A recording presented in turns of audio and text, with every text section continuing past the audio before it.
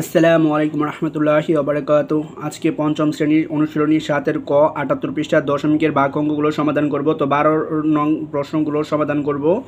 তো 12তে আছে ভাগ করো। 12-এর 1 নং প্রশ্নটি আছে 2.6 ভাগ 4।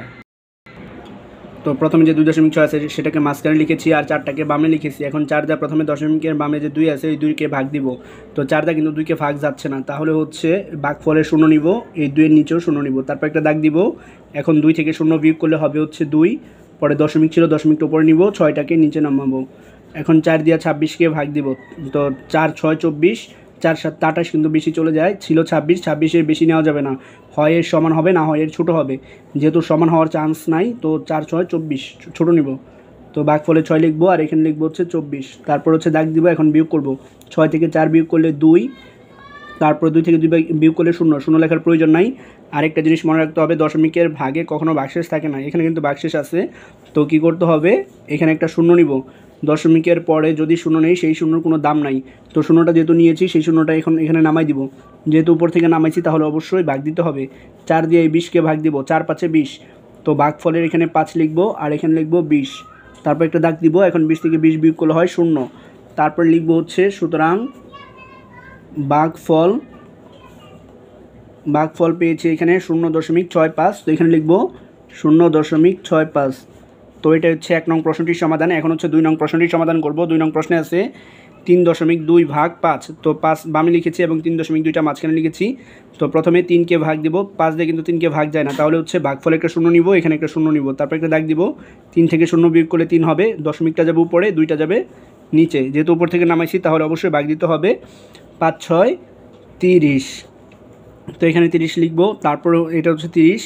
তারপরে বিয়োগ করবো, 2 থেকে 0 বিয়োগ করলে 2, 3 থেকে 3 বিয়োগ করলে 0 লেখার কোনো প্রয়োজন নাই।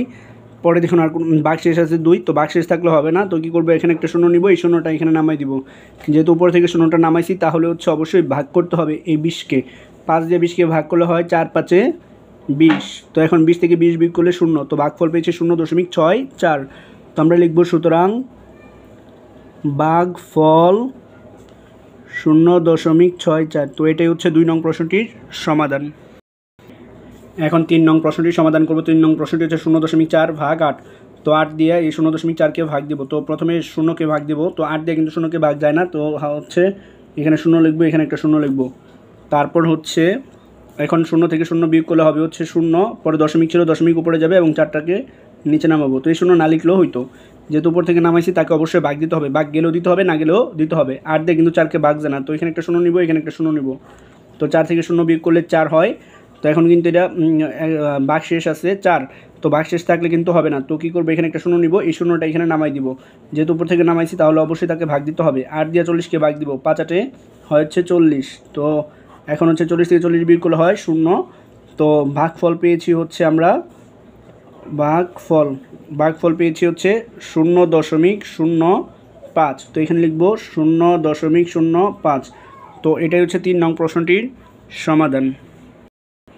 এখন হচ্ছে 4 নং প্রশ্নটির সমাধান করব। 4 নং প্রশ্নটি আছে 51.52 ভাগ 5।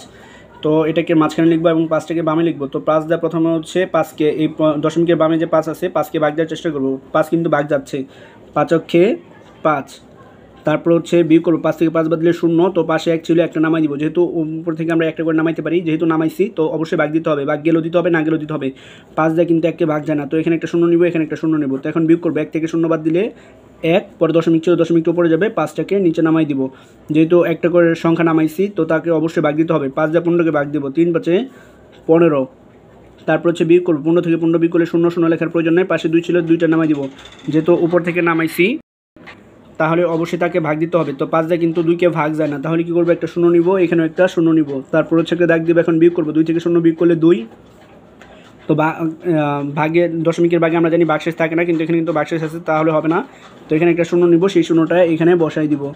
তো যেহেতু উপর থেকে নামাইছি 0, তাহলে হচ্ছে ভাগ দিতে হবে। 5 দিয়ে 20কে ভাগ দিব, 4 5 হয় হচ্ছে 20। তো এখানে লিখবো 4 আর এখানে লিখবো হচ্ছে 20। তারপর একটা দাগ দিব, এখন 20 থেকে 20 বিয়োগ করলে 0। তো ভাগফল পেয়েছে হচ্ছে ভাগফল পেয়েছে হচ্ছে 10.304। তো এটাই হচ্ছে এই অঙ্কটির সমাধান।